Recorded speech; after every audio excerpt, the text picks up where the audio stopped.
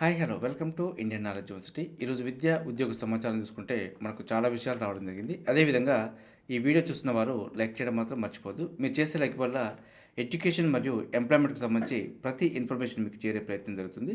So ప్రధానంగా మనం వివరాలు చూసుకుంటే నీట్ పీజీ మెరిట్ లిస్ట్ విడుదల అంటూ వార్త చూసుకోవచ్చు. సుదీర్ఘ జాప్యం తర్వాత నీట్ పీజీ అడ్మిషన్లకు రాష్ట్ర మెరిట్ జాబితాను కాళోజీ నారాయణరావు ఆరోగ్య విశ్వవిద్యాలయం అయితే విడుదల చేయడం జరిగింది. ఇందులో 3,314 మందిని పీజీ కౌన్సిలింగ్కు అర్హులుగా ప్రకటించింది. దీనికి సంబంధించి హైకోర్టు ఆదేశాలకు అనుగుణంగా పీజీ నీట్ మెరిట్ జాబితాను అయితే విడుదల చేయడం జరిగింది.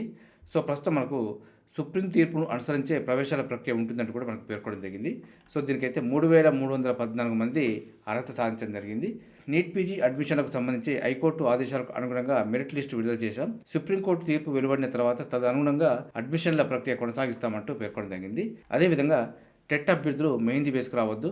పరీక్ష ప్రారంభానికి 15 నిమిషాల ముందే గేట్లు మూసివేత, హాల్ టికెట్తో పాటు గుర్తింపు కార్డు తప్పనిసరి, ముఖ్యమైన మార్గదర్శకాలు విడుదల అంటూ వార్త చూసుకోవచ్చు. జనవరి 2 నుంచి 20 వరకు ఆన్లైన్లో రాత పరీక్షలు, వెబ్సైట్లో హాల్ టికెట్ల డౌన్లోడ్కు అవకాశం అంటూ వార్త చూసుకోవచ్చు. ఉపాధ్యాయ అర్హత పరీక్షకు సంబంధించి దరఖాస్తు చేసిన అభ్యర్థులు హాల్ టికెట్లను అయితే వెబ్సైట్ నుంచి డౌన్లోడ్ చేసుకునేందుకు వీలు కల్పించడం జరిగింది. టెట్ పేపర్ 1కు 94,335 మంది, పేపర్ 2కు 1,81,438 మంది, మొత్తం కలిపి 2,75,773 మంది అభ్యర్థులు దరఖాస్తు చేసుకున్నారంటూ ఇవ్వడం జరిగింది. సో ఆ టికెట్ కోసం అయితే అఫీషియల్ వెబ్సైట్ school.edu.telangana.gov.in ఈ అఫీషియల్ వెబ్సైట్లో మాత్రమే డౌన్లోడ్ చేసుకోవాలి. కొన్ని ఫేక్ సైట్లలో డౌన్లోడ్ చేసుకునే అవకాశం ఉంటుంది కాబట్టి సో జాగ్రత్తగా చూసుకొని డౌన్లోడ్ చేసుకునే ప్రయత్నం చేయండి. అదేవిధంగా 300 కిలోమీటర్ల దూరంలో పరీక్షా కేంద్రం అంటూ కొంత టెట్ గురించి అయితే వివాదాస్పదం అవుతుంది. ఖమ్మం అభ్యర్థికి సిద్దిపేటలో, సత్తుపల్లి అభ్యర్థికి మేడ్చల్లో సెంటర్ అంటూ వార్త అయితే ఇవ్వడం జరిగింది. టెట్ సెంటర్ల కేటాయింపులో చిత్ర విచిత్రాలు, మండిపడుతున్న అభ్యర్థులు అంటూ వార్త చూసుకోవచ్చు. అదేవిధంగా ఎట్టకేలకు టెట్ హాల్ టికెట్లు విడుదల అంటూ వార్త కూడా ఇవ్వడం జరిగింది. సుదీర్ఘ నిరీక్షణ తర్వాత ఎట్టకేలకు గురువారం రాత్రి 11 గంటలకు టెట్ హాల్ టికెట్లను విద్యాశాఖ విడుదల చేసింది. దరఖాస్తు స్వీకరణ విషయంలోనూ ఇదే జరిగింది. ఆలస్యంగా రాత్రి 10 గంటల తర్వాత నుంచి దరఖాస్తు చేసుకునే అవకాశం ఇచ్చారు. టెట్ పరీక్షలను 2 నుంచి 20 వరకు నిర్వహించనున్నారు. అయితే హాల్ టికెట్లను మాత్రం పూర్తి స్థాయిలో విడుదల చేయలేదు. జనవరి 11 ఉదయం మరియు జనవరి 20న ఉదయం మధ్యాహ్నం 2 సెషన్ల హాల్ టికెట్లను కూడా ఇంకా విడుదల చేయలేదంటూ ఇవ్వడం జరిగింది. ఈ హాల్ టికెట్లను శనివారం నుంచి డౌన్లోడ్ చేసుకోవచ్చు అంటూ విద్యాశాఖ అయితే పేర్కొనడం జరిగింది. పలు సాంకేతిక కారణాలతో కొంత ఆగిపోయిందంటూ మనకైతే వివరణ ఇచ్చే ప్రయత్నం జరిగింది. అదేవిధంగా ఎక్కడి ఖమ్మం, ఎక్కడి సిద్దిపేట దాదాపు 225 కిలోమీటర్ల పైమాటే 4.5 గంటల ప్రయాణం, 3-4 బస్సులు మారాల్సిందే. ఇవేవి చూడకుండా ఖమ్మం జిల్లాకు చెందిన ఓ మహిళా అభ్యర్థికి సిద్దిపేటలో టెట్ పరీక్ష సెంటర్ కేటాయించారు. సత్తుపల్లి నుంచి మేడ్చలకు 303 కిలోమీటర్ల 5.5 గంటల ప్రయాణం. ఇదే అభ్యర్థి దరఖాస్తు సమయంలో ఖమ్మం, సత్తుపల్లి, సూర్యాపేట, వరంగల్ ఆప్షన్లు ఇస్తే మేడ్చల్ జిల్లాలో సెంటర్ కేటాయించారంటూ వార్త ఇవ్వడం జరిగింది. సో ఈ విధంగా మనకు చివరి ఆప్షన్లు టెట్కు సంబంధించి సెంటర్లు కేటాయించారంటూ కొంత వివాదాస్పదం అవుతుంది. మొత్తం 16 సెంటర్లకు గాను చివరిగా పెట్టిన ఆప్షన్నే సెలెక్ట్ చేయడం జరిగింది. సో దీంతో కొంత ఆందోళనకు అయితే గురవడం జరిగింది. ఇది టెట్కు సంబంధించి అప్డేట్ సమాచారం. అదేవిధంగా మనం పాయింట్ చూసుకుంటే మళ్ళీ వీఆర్ఓ వ్యవస్థ, సర్వేయర్లుగా వీఆర్ఓలు నియమిస్తారా? అదేవిధంగా వీఆర్ఓలు మరియు వీఆర్ఏలు నాట్ విల్లింగ్ అంటూ వార్త చూసుకోవచ్చు. సో మొత్తానికైతే మళ్ళీ పాత వీఆర్ఓలకు పిలుపు. 2020 66 చట్టాన్ని రద్దు చేసి కొత్తగా భూభారతి బిల్లును అసెంబ్లీలో ఆమోదింపజేసిన విషయం తెలిసిందే మనకి. దీని ప్రకారం ప్రతి గ్రామానికి ఒక వీఆర్ఓ నియమించనున్నారు. వీరికి మళ్ళీ భూ రికార్డుల నిర్వహణ బాధ్యతలు అప్పగించనున్నారంటూ ఇవ్వడం జరిగింది. అందుకోసం కొత్త నియామకాలు చేపట్టకుండా పాత వీఆర్ఓలు, వీఆర్ఏలనే నియమిస్తామంటూ ప్రభుత్వం కూడా చెప్పడం జరిగింది. ఇప్పటికే ఆప్షన్లు కూడా తీసుకుంటున్నారు. అయితే దీనికి సంబంధించి మరికొన్ని విషయాలు తీసుకుంటే వీఆర్ఓలు, వీఆర్ఏలుగా నాట్ విల్లింగ్ అంటూ ప్రధానంగా అయితే వార్త ఇవ్వడం జరిగింది. వెనక్కి వచ్చేందుకు నేటితో ముగియనున్న గడువు, సర్వీస్ రూల్స్ లేకపోవడంతో తర్జన అంటూ వార్త అయితే ఇవ్వడం జరిగింది. గ్రామాల్లో కొత్తగా వీఆర్ఓలుగా పనిచేసేందుకు పూర్వ వీఆర్ఓలు, వీఆర్ఏలు అయితే పెద్దగా ఆసక్తి కనబరచడం లేదంటూ రెవెన్యూ వర్గాలు పేర్కొంటున్నాయి. ఇతర శాఖల్లో పనిచేస్తున్న పూర్వ వీఆర్ఓలు, వీఆర్ఏలు తిరిగి వచ్చేందుకు విల్లింగ్ ఇవ్వాలంటూ సీసీఎల్ఏ ఇటీవలే ఆదేశించింది. ఈ గడువు శనివారంతో ముగియనున్నది. రాష్ట్ర వ్యాప్తంగా 10,434 రెవెన్యూ గ్రామాలు ఉన్నాయి. ఒక్కో గ్రామానికి ఒక్కో వీఆర్ఓను నియమించాలంటూ, అదేవిధంగా మరో 1000 మందిని సర్వేయర్లుగా తీసుకోవాలంటూ ప్రభుత్వం అయితే నిర్ణయించింది. దీనికి దాదాపుగా 11,500 మందిని తిరిగి రెవెన్యూ శాఖలోకి తేవాలంటూ భావించడం జరిగింది. గతంలో ఇతర శాఖల్లోకి సర్దుబాటు అయిన వీఆర్ఓలు, వీఆర్ఏలు కలిపి దాదాపు 24,000 మంది వరకు ఉన్నారు. దీంతో కుప్పలు తెప్పలుగా దరఖాస్తులు వస్తాయని ప్రభుత్వం భావించింది. ప్రభుత్వం అంచనాలను తలకిందులు చేస్తూ ఇప్పటి వరకు 3,500 మంది వరకు మాత్రమే విల్లింగ్ ఇచ్చినట్టు రెవెన్యూ వర్గాలు పేర్కొంటున్నాయి. నూతన వీఆర్ఓ వ్యవస్థకు సంబంధించి సర్వీస్ రూల్స్ నిర్ధారణ కాకపోవడమే ఇందుకు ప్రధాన కారణంగా చెప్తున్నారు. ముందు చేరండి, ఆ తర్వాత బాధ్యతలు, సర్వీస్ నిబంధనలు తెలుస్తాయంటూ ఉన్నతాధికారులు చెప్తున్నారట. అసలు తమ పని ఏంటో తెలియకుండా ఎందుకు వెళ్లాలంటూ పాత వీఆర్ఓలు, వీఆర్ఏలు భావిస్తున్నారంటూ ఇవ్వడం జరిగింది. పైగా గతంలో కన్నా అధికారాలు తక్కువగా ఉండటం కూడా దీనికి మరో కారణం కూడా మనకు పేర్కొనడం జరిగింది. అదేవిధంగా విద్యార్హతలు వంటి సాంకేతిక అడ్డంకులు కూడా ఉండడంతో సర్వేయర్ పోస్టులో చేరేందుకు కూడా వెనుకంజ వేస్తున్నట్టు సమాచారం అయితే ఇవ్వడం జరిగింది. అదేవిధంగా సర్వేయర్లుగా వీఆర్ఓలను నియమిస్తారంటూ మరొక వార్త కూడా ఇవ్వడం జరిగింది. అవగాహన లేని వారిని నియమిస్తే సమస్యలు, ప్రభుత్వం పునరాలోచించాలంటూ సర్వేయర్ల డిమాండ్ అంటూ మరొక వార్త చూసుకోవచ్చు. అవగాహన లేని వారిని సర్వేయర్గా నియమిస్తే ఊరుకునేది లేదని ఆందోళన చేస్తామని ప్రభుత్వానికి సర్వేయర్లు అయితే హెచ్చరించడం జరిగింది. దీనికి సంబంధించి కొన్ని పాయింట్ చూసుకుంటే, నిజామాబాద్ జిల్లాలో సర్వే ల్యాండ్ రికార్డ్స్ డిపార్ట్మెంట్లో పనిచేస్తున్న సర్వేయర్లు శుక్రవారం జిల్లా కేంద్రంలో సమావేశమయ్యారు. ఈ సందర్భంగా రాష్ట్ర ప్రభుత్వం తీసుకొచ్చిన భూమాత అమలుపై సర్వే అండ్ ల్యాండ్ రికార్డ్స్ డిపార్ట్మెంట్లో నూతనంగా చేపట్టనున్న నియామకాలపైన కూడా చర్చ జరిగింది. తెలంగాణ గెజిటెడ్ అసోసియేషన్ జిల్లా అధ్యక్షులు మాట్లాడుతూ సర్వేయర్లను నియమిస్తామన్న ప్రభుత్వ ప్రకటన స్వాగతిస్తున్నామంటూ గతంలో పనిచేసిన వీఆర్ఓలకు అవకాశం కల్పిస్తామని రెవెన్యూ శాఖ మంత్రి ప్రకటించడంపై అభ్యంతరం అయితే తెలపడం జరిగింది. ఎలాంటి టెక్నికల్ నాలెడ్జ్ లేని వారిని నియమిస్తే ఇబ్బందులు తలెత్తుతాయంటూ వారైతే పేర్కొనడం జరిగింది. ప్రభుత్వం భూ సమస్యలు లేకుండా చేస్తానని చెబుతూనే కొత్త సమస్యలు సృష్టించడం సరికాదంటూ వారైతే పేర్కొనడం జరిగింది. సో ఇదైతే మనకు వీఆర్ఓకి సంబంధించి అయితే కొంత అప్డేట్ సమాచారం రావడం జరిగింది. సర్వేయర్లుగా అయితే సివిల్ డిపార్ట్మెంట్ వారిని తీసుకుంటామంటూ వారికి మాట ఇవ్వడం జరిగింది. సో దానికి అనుగుణంగానే మరి కొంత సమస్యలు కూడా రావడం జరుగుతుంది మరి వీఆర్ఓలు తీసుకోవడంతో. కాబట్టి మరి కొత్త నోటిఫికేషన్ ఇచ్చి సర్వేయర్లకైతే తీసుకునే అవకాశం కూడా ఉంది. పాత వారిని తీసుకోవడంతో కొంత అనుభవం లేదు, ప్లస్ వారు కూడా కొంత రావడానికి ఇష్టపడడం లేదు. ఇందులో కొంత విద్యార్హతల సమస్య కూడా రావడంతో కొంత నియామకం జరిగే అవకాశం లేదంటూ చూసుకోవచ్చు. అదేవిధంగా పాత వీఆర్ఓలు వీఆర్ఏలు అయితే వీఆర్ఓలకి రావడానికి అయితే సుముఖత వ్యక్తం చేయడం లేదు. సో దీంతో కొత్త నోటిఫికేషన్కే మనకు మార్గాలు కనిపిస్తున్నాయని చెప్పుకోవచ్చు. 3,500 మంది వస్తున్నారు కాబట్టి సో ఖచ్చితంగా వేకెన్సీ అయితే ఉంటున్నాయి. ఈ 3,500 మందిలో కూడా విద్యార్హతల దగ్గర కొంత ఆగిపోయే అవకాశం కూడా ఉంది. సో మొత్తానికి మనకు 11,000లో ఎంతో కొంత అయితే మనకు భారీ స్థాయిలో నోటిఫికేషన్ వచ్చే అవకాశం ఉంది. దీనికి సంబంధించి అయితే విద్యార్థులు సన్నద్ధమయ్యే ప్రయత్నం చేయండి. నోటిఫికేషన్ వచ్చిన తర్వాత చదువుతానంటే మాత్రం టైం సరిపోదు. ఒకవేళ వీఆర్ఓ నోటిఫికేషన్ రాకపోయినా కూడా గ్రూప్ 4 నుంచి వీఆర్ఓకి రావడంతో గ్రూప్ 4 వేకెన్సీ ఏర్పడుతుంది కాబట్టి సో వాటికి సంబంధించిన నియామకాలనే జరపవలసి ఉంటుంది. సో కాబట్టి అభ్యర్థులకు ఎటు చూసినా కూడా దాదాపు 11,000 వరకు ఉద్యోగ నియామకాలకు సంబంధించి నోటిఫికేషన్ రాబోతుంది. ఇది 2025లో పూర్తి చేస్తారు కాబట్టి సో మీ యొక్క ప్రిపరేషన్ ఇప్పటి నుంచే స్టార్ట్ చేయండి. సో ఇంకో 2 రోజుల్లో కొత్త సంవత్సరం రాబోతుంది.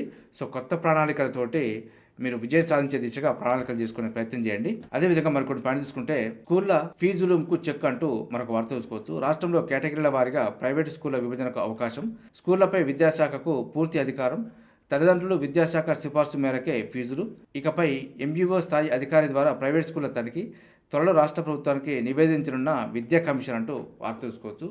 సో ఇదైతే మనకు కొంత విద్యా వ్యవస్థలో మార్పులు తీసుకురాబోతుంది. రాష్ట్రంలో ఇష్టరాజ్యంగా ఫీజులు వసూలు చేస్తున్న ప్రైవేటు పాఠశాలలకు ముకుతాడు వేసిన రాష్ట్ర విద్యా కమిషన్ ప్రభుత్వానికి కీలక సూచనలు సిఫార్సులు చేసేందుకు సిద్ధమైంది. ప్రైవేట్ స్కూళ్లను వర్గీకరించడంతో పాటు ఆయా స్కూళ్లలో ఫీజుల నియంత్రణకు చర్యలు తీసుకోవాలంటూ నివేదిక అయితే సమర్పించనున్నట్టు తెలిసింది మనకి. ముఖ్యంగా స్కూళ్లపై విద్యాశాఖకు పూర్తి అధికారం ఇవ్వాలంటూ ప్రైవేట్ స్కూళ్లను ఎంఈఓ స్థాయి అధికారి తనిఖీ చేయాలనే సిఫార్సు కూడా చేయనుంది. అలాగే మౌలిక వసతుల కల్పన, అనుభవజ్ఞులైన టీచర్లు, ఇతర సిబ్బందికి అయ్యే ఖర్చులను ప్రామాణికంగా తీసుకుంటే బాగుంటుందనే అభిప్రాయాన్ని కూడా వ్యక్తం చేయడం జరిగింది. అన్ని స్కూళ్లను ఆడిట్ పరిధిలోకి తేవడాన్ని సరైన విధానంగా భావిస్తుంది. ముఖ్యంగా కార్పొరేట్ స్కూళ్ల ఫీజుల విషయంలో షరతు విధించాలనే యోచన కూడా ఉంది. విద్యార్థుల తల్లిదండ్రులు విద్యాశాఖ సిఫార్సు మేరకే ఫీజులు ఉండేలా ప్రభుత్వానికి సూచించాలంటూ భావిస్తుంది. సో మనకు లక్షల్లో ఫీజులు, వేలల్లో డొనేషన్లు ఉన్నాయి కాబట్టి సో దీనికి సంబంధించి అయితే విద్యా కమిషన్ అయితే కొంత సిఫార్సు చేయబోతుంది. సో ఇది 2025-26 నుంచి అమల్లోకి తెస్తారంటూ మనకు పేర్కొనడం కూడా జరిగింది. అందరికీ ఆమోదయోగ్యంగా నివేదిక ఉంటుందంటూ మనకు విద్యా కమిషన్ చైర్మన్ అయితే పేర్కొనడం జరుగుతుంది. మరి ముందు దీనికి సంబంధించి అప్డేట్ అయితే చూసే ప్రయత్నం చేద్దాం. దీనికి సంబంధించి కొన్ని విషయాలు చూసుకుంటే, సుమారు 26,000 రాష్ట్రంలో ప్రభుత్వ పాఠశాలల సంఖ్య అంటే చూసుకోవచ్చు. మనకు సుమారు 28 లక్షలు వాటిలో చదువుతున్న విద్యార్థుల సంఖ్య, అదేవిధంగా 11,000 వరకు ప్రైవేట్ స్కూళ్ల సంఖ్య, ఇందులో 35 లక్షల మంది చదువుతున్న విద్యార్థుల సంఖ్య అంటూ ఇవ్వడం జరిగింది. సుమారు 1,500 రాష్ట్రంలోని కార్పొరేట్ స్కూళ్ళు, ఇందులో దాదాపు 9,500 మంది చదువుతున్నారంటూ ఇవ్వడం జరిగింది. ఈ కార్పొరేట్ స్కూల్లో సుమారు 1,00,000 లోపు ఫీజు వసూలు చేస్తున్నారంటూ ఇవ్వడం జరిగింది. అదేవిధంగా ఇందులో 5,000 వరకే 50,000 లోపు వార్షిక ఫీజులు ఉన్న స్కూల్ అంటూ వార్త చూసుకోవచ్చు. సో మొత్తానికి విద్యా కమిషన్ అయితే కొంత పకడ్బందీగానే చర్యలు అయితే తీసుకోబోతుంది. సో దీనిపైన నివేదిక వచ్చిన తర్వాత మరేదైనా అప్డేట్ ఉంటే మీకు అందించే ప్రయత్నం చేస్తాను. అదేవిధంగా డిగ్రీలో కామన్ సిలబస్ అంటూ వార్త చూసుకోవచ్చు. రెడీ చేస్తున్న హయ్యర్ ఎడ్యుకేషన్ కౌన్సిల్ 4 కమిటీల ఏర్పాటు 2025-26 నుంచే అమల్లోకి, చదువుతో పాటు ఫీల్డ్ విజిట్స్ ఉండేలా రూపకల్పన. ఇప్పటికే పలుమార్లు కమిటీ సభ్యుల భేటీ అంటూ వార్త అయితే ఇవ్వడం జరిగింది. అన్ని యూనివర్సిటీల పరిధిలోనే డిగ్రీ కోర్సులో కామన్ సిలబస్ను అందుబాటులోకి తీసుకురానున్నారు. ఈ మేరకు కొత్త సిలబస్ తయారు చేసే పనిలో హయ్యర్ ఎడ్యుకేషన్ కౌన్సిల్ బిజీగా ఉందంటూ కూడా మనకు పేర్కొనడం జరిగింది. మెరుగైన విద్యను అందించడంతో పాటు జాబ్ ఓరియంటెడ్ సిలబస్ను తయారు చేస్తున్నది. దీనికోసం 4 ప్రత్యేక కమిటీలను కూడా ఏర్పాటు చేయడం జరిగింది. ఇది 2025-26 విద్యా సంవత్సరం నుంచే దీన్ని అమల్లోకి తీసుకురావాలంటూ నిర్ణయించడం జరిగింది. రాష్ట్ర వ్యాప్తంగా 1100 వరకు డిగ్రీ కాలేజీలు ఉండగా వాటిలో ప్రతి ఏటా 2.5 లక్షల మంది వరకు అడ్మిషన్లు తీసుకుంటున్నారు. ప్రస్తుతం డిగ్రీలో బీఏ, బీకామ్, బీఎస్సీ, బీబీఏ తదితర కోర్సులు ఉండగా వాటికి కాంబినేషన్గా సుమారు 500 కోర్సులు కొనసాగుతున్నాయి. బకెట్ సిస్టమ్ తీసుకొచ్చాక వందల సంఖ్యలో కాంబినేషన్ కోర్సులు పెరిగాయి. అయితే ఆయా కోర్సులకు తగ్గట్టుగా సరైన సిలబస్ లేదనే విమర్శలు కూడా ఉన్నాయి మనకు. ఈ క్రమంలో సిలబస్లో మార్పులు చేయాలంటూ హయ్యర్ ఎడ్యుకేషన్ కౌన్సిల్ అధికారులు నిర్ణయించడం జరిగింది. చివరిసారిగా 2019లో కొన్ని సబ్జెక్టులో సిలబస్ మార్చారు. ఈసారి అన్ని సబ్జెక్టులో మార్పులు చేయాలంటూ కౌన్సిల్ అయితే నిర్ణయించడం జరిగింది. స్టూడెంట్లలో స్కిల్స్ పెంచడంతో పాటు ఉపాధికి ఉపయోగపడేలా సిలబస్ మార్చనున్నట్టు కూడా టీజీసీహెచ్ చైర్మన్ అయితే బాలకృష్ణ రెడ్డి ప్రకటించడం జరిగింది. చదువుతో పాటు ఫీల్డ్ విజిట్స్ కూడా ఎక్కువగా ఉండేలా చర్యలు తీసుకుంటున్నారు. ఈ క్రమంలో ఇంటర్న్షిప్స్, ప్రాజెక్ట్ వర్క్స్ తప్పనిసరిగా చేసేలా సిలబస్ అయితే రూపొందించడం జరుగుతుంది. ప్రస్తుతం మార్కెట్లోని అవసరాలకు అనుగుణంగా సిలబస్లో మార్పులు చేయనున్నారు. సో ఇది మొత్తానికైతే మనకు డిగ్రీలో ఇక కామన్ సిలబస్ సంబంధించి కొన్ని మార్పులు చేర్పులు అయితే చేయడం జరుగుతుంది. సో దీనికి సంబంధించి మరింత అప్డేట్ సమాచారం అయితే రాగానే మీకు అందించే ప్రయత్నం చేస్తాను. అదేవిధంగా కేయూ ఫేక్ సర్టిఫికెట్లు కేసు అటకెక్కినట్టేనా అంటూ ప్రధానంగా వార్త తెలుసుకోవచ్చు. ఇదైతే కొంత బాధాకరం అని చెప్పుకోవచ్చు. ఎందుకంటే ఎంతో కష్టపడి చదువుకున్న వారి యొక్క సర్టిఫికెట్లు అంగడిపాలవుతున్నాయి. ఫేక్ సర్టిఫికెట్ తోటి వారు ఉద్యోగాలలో నియామకం అవుతున్నారు. సో దీనిపైన ప్రభుత్వం కూడా కొంత ఆలోచించే విధానం చేయాలి. యూనివర్సిటీ పేరున 250 ఫేక్ సర్టిఫికెట్లు తయారు చేసిన ముఠ, వాటితోనే విదేశాలకు వెళ్ళిన కొందరు స్టూడెంట్లు, దేశంలోనే ఉద్యోగాలు చేస్తున్న మరికొందరు, గతంలో 26 మంది అరెస్టు, ఆ తర్వాత లైట్ తీసుకున్న పోలీసులు, ప్రముఖుల పిల్లలు ఉండటం వల్లే కేసును వదిలేశారంటూ ఆరోపణలు అయితే రావడం జరుగుతుంది. సో ఫేక్ సర్టిఫికెట్ కొనే సామర్థ్యం కూడా ప్రముఖుల పిల్లలకే ఉంటుంది. సో వారే ఇలాంటి పని చేస్తారు కాబట్టి ప్రభుత్వం కూడా కొంత చర్యలు తీసుకొని పేద విద్యార్థులకు కొంత న్యాయం చేసే దిశగా ఆలోచించే ప్రయత్నం చేయాలి. సో దీంతో కొంత అన్యాయం అయితే జరుగుతుందని చెప్పుకోవచ్చు. సో ఒక్క ఫేక్ సర్టిఫికెట్ ఉన్న అభ్యర్థి ఉద్యోగం సాధించినా కూడా దాని కారణంగా వందల కుటుంబాలు రోడ్డున పడే అవకాశం ఉంటుంది. సో ప్రభుత్వం కూడా దీనిపైన ఆలోచించే ప్రయత్నం చేయాలి. అదేవిధంగా పోటీ పరీక్షలకు ప్రామాణిక పుస్తకాలు ఏవంటూ మరొక వార్త చూసుకోవచ్చు. దీనిపైన టీజీపీఎస్ అయితే హైకోర్టుకు పోటీ పరీక్షలకు ప్రామాణిక పుస్తకాలు ఏవి లేవంటూ పేర్కొనడం జరిగింది. సో మరి ఏవి చదువుకోవాలి, ఏవి ప్రామాణిక పుస్తకాలంటూ విద్యార్థులు అయితే కొంత గందరగోళం గురవడం జరిగింది. గతంలో తెలుగు అకాడమీ పుస్తకాలే ప్రామాణికం అనుకునేవారు. తెలుగు అకాడమీ ప్రామాణికం కాదు, ఓన్లీ గైడెన్స్ రెఫరెన్స్ అంటూ హైకోర్టుకు అయితే టీజీపీఎస్ పేర్కొనడం జరిగింది. సో దీనిపైన మరి ప్రభుత్వం కూడా కొంత ఆలోచించి కొన్ని బుక్స్ రెఫరెన్స్కి అయితే గైడ్లైన్స్ ఇచ్చే ప్రయత్నం చేయాలి. సో పూర్తి స్థాయిలో ఇవ్వకపోయినా కొద్ది మేరకు ఇచ్చినా కూడా వాటిని రెఫరెన్స్గా చూసుకొని మిగతా పుస్తకాలు చదువుకునే అవకాశం ఉంటుంది. అదేవిధంగా గ్రామీణ విద్యార్థులకు దోస్తు కష్టాలంటూ మరొక వార్త కూడా చూసుకోవచ్చు. తెలంగాణ రాష్ట్రంలో ప్రభుత్వ, ప్రైవేటు రెసిడెన్షియల్ డిగ్రీ కళాశాలలో ప్రవేశాలకు నిర్వహించే డిగ్రీ ఆన్లైన్ సర్వీసెస్ తెలంగాణ దోస్తు వల్ల అనేక ఉపయోగాలు ఉన్నాయి. కానీ ఈ దోస్తు ప్రవేశాల వల్ల చాలా కళాశాలలో దాదాపు సగానికి పైగా సీట్లు మిగిలిపోతున్నాయంటూ వార్త తెలుసుకోవచ్చు. సో డిమాండ్ ఉన్న కోర్సుల్లో అడ్మిషన్లు జరుగుతుండగా మిగతా కోర్సుల్లో పూర్తిస్థాయి అడ్మిషన్లు జరగడం లేదు. ప్రభుత్వ కళాశాలలో కూడా కేవలం సైన్స్ డిమాండ్ ఉన్న కోర్సుల్లోనే దోస్తు ద్వారా ప్రవేశాలు పొందుతున్నారు. మిగతా సబ్జెక్టులో పూర్తిస్థాయి అడ్మిషన్లు కాకుండా సీట్లు మిగిలిపోతున్నాయి. ఆ కోర్సులు ఎటువంటి ఆదరణ లేకుండా మిగిలిపోతున్నాయంటూ వార్త అయితే ఇవ్వడం జరిగింది. పారదర్శకత ఉందని భావించినప్పటికీ ఎక్కువ సీట్లు మిగిలిపోవడం వల్ల స్థానిక కళాశాలలో డిగ్రీలు అభ్యసించాలనుకున్న గ్రామీణ ప్రాంత విద్యార్థులకు దోస్తు ఓ రకంగా శాపంలా మారిందంటూ వార్త అయితే ఇవ్వడం జరిగింది. సో మొత్తానికి మనకు దోస్తుని అయితే తీసేసే అవకాశం ఉంది. 2025-26 నుంచి నేరుగా ప్రవేశాలు కల్పిస్తారంటూ ఇవ్వడం జరిగింది. మరి దీనికి సంబంధించి మరేదైనా అప్డేట్ ఉంటే మీకు అందించే ప్రయత్నం చేస్తాను.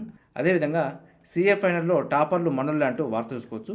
చార్టెడ్ అకౌంటెంట్ చివరి పరీక్షల ఫలితాల్లో తెలుగు రాష్ట్రాల విద్యార్థులు సత్తా చాటారు. హైదరాబాద్ మరియు ఏపీలోని పల్మనేరుకు చెందిన విద్యార్థులు ఇద్దరు జాతీయ స్థాయిలో 1వ ర్యాంకు సాధించారు. నవంబర్లో జరిగిన సీఏ తుది పరీక్షల ఫలితాలను institute of chartered accountant of India గురువారం అర్ధరాత్రి విడుదల చేసింది. హైదరాబాద్కు చెందిన హేరంబు మహేశ్వరి, పల్మనేరుకు చెందిన రిషబ్ ఉత్సవాల్ ఇద్దరు 600కు 508 మార్కులు అంటే మనకు 84.67% సాధించి 1వ ర్యాంకు కైవసం చేసుకున్నారంటూ ఇవ్వడం జరిగింది. చాలా సంవత్సరాల తర్వాత తెలుగు రాష్ట్రాలకు ప్రథమ ర్యాంకు దక్కినట్లు మనకు పేర్కొనడం జరిగింది. ఇది మనకు సీఏకి సంబంధించి. అదేవిధంగా బ్యాంక్ ఆఫ్ బరోడాలో 1267 ఖాళీల భర్తీకి నోటిఫికేషన్ అయితే విడుదలైంది. ఇందులో మనకు ఫైనాన్సు, ఐటీ, ఇన్ఫర్మేషన్ సెక్యూరిటీ తదితర విభాగాల్లో manager, marketing officer, AGM, senior developer, AI engineering తదితర ఖాళీలు ఉన్నాయంటూ పేర్కొనడం జరిగింది. ఆన్లైన్ దరఖాస్తుకు చివరి తేదీ జనవరి 17 వరకు ఉంది. మరింత సమాచారం కోసం అయితే bank of baroda.co.in అఫీషియల్ వెబ్సైట్లో చెక్ చేసుకోవచ్చు. అదేవిధంగా ఎస్బీఐలో కూడా 600 పీఓ పోస్టులకు సంబంధించి నోటిఫికేషన్ వచ్చింది. దీనికి డిగ్రీ ఎలిజిబిలిటీ ఇవ్వడం జరిగింది.